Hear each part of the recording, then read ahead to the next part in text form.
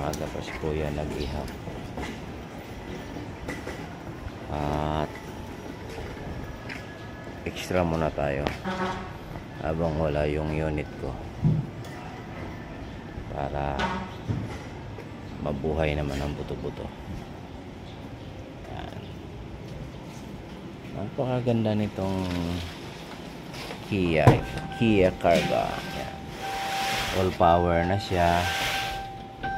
Tapos maayos pa rin ang alarm niya. Yan. Mas may kaluwagan din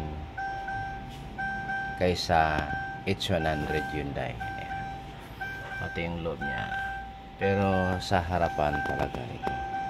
Ito paano ayuyupi na atras. At medyo maganda ang dashboard. Hindi kagaya ng H100 na ang upuan ay hindi nayuyupi. Nauusog-usog lang.